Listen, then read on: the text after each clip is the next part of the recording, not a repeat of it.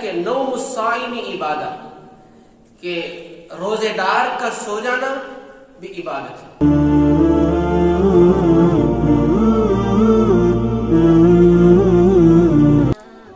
اس مہینے میں اللہ تبارک و تعالیٰ کی طرف سے ہمارے اوپر روزے فرض کر دیے گئے ہیں۔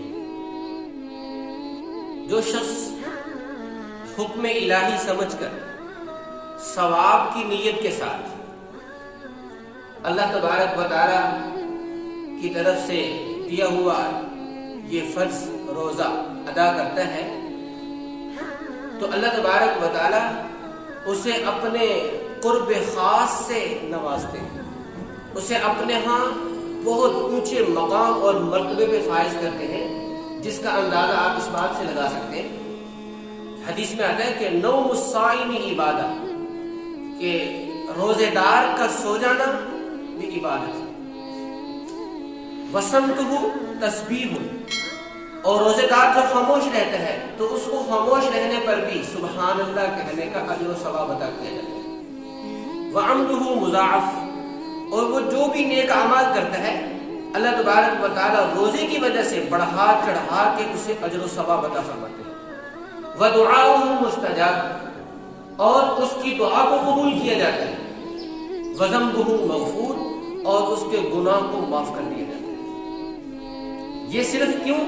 اس کا مقام بڑھ گیا، اس کی ویلیو بڑھ گئی روزہ رکھنے کی وجہ سے۔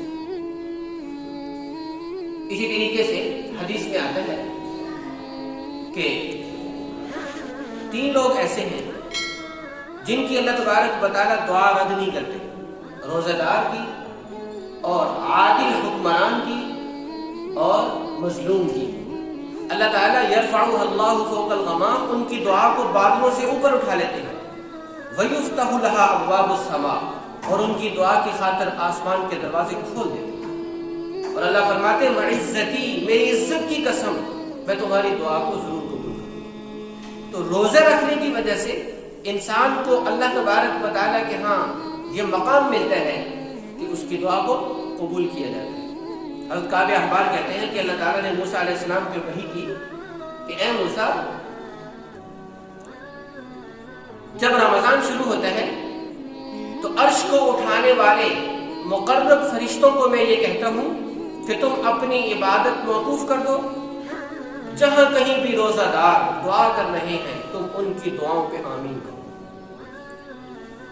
اسی طریقے سے حدیث میں آتا ہے کہ روزہ دار جب دعا کرتا ہے تو اس کی دعا پر سمندر کی مچھلیاں آمین کہتی ہیں، اور اللہ تبارک و تعالیٰ کے فرشتے اس کی دعا پہ آمین کہتے ہیں۔ تو یہ مقام ہمیں حاصل ہو سکتا ہے تھوڑی سی مشقت کے ساتھ۔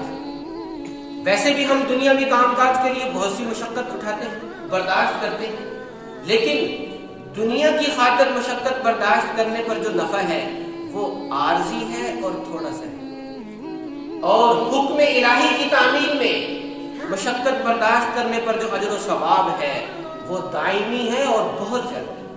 کتنا زیادہ ہے؟ حدیث قدسی اللہ تعالیٰ فرماتے ہیں کہ روزہ میرے لیے ہے، میں خود اس کا بدلہ اس کو عطا کروں گا۔ کتنا عطا کروں گا؟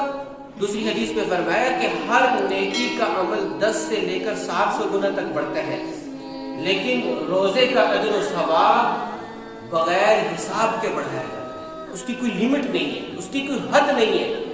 اس لیے کہ روزہ رکھنے والا صبر کے مقام پہ فائز ہو جاتا ہے، اور صابر کے لیے اللہ نے قرآن کریم میں فرمایا انما یوفی الصابرون اجرہم بغیر حساب، انہیں بغیر حساب کے اجر و ثواب سے نوازا جائے گا۔ تو اگر ہم محنت کر لیں، مشقت کر لیں، اپنے آپ کو کچھ تکلیف میں ڈال لیں، تو اللہ تبارک و تعالیٰ کی رحمت ہمارے انتظار میں کھڑی ہے، وہ بھاگ کے لپک کے ہمیں اپنے آغوش میں لے لے گی اور ہمیں اونچے مقام اور منصب پہ فائز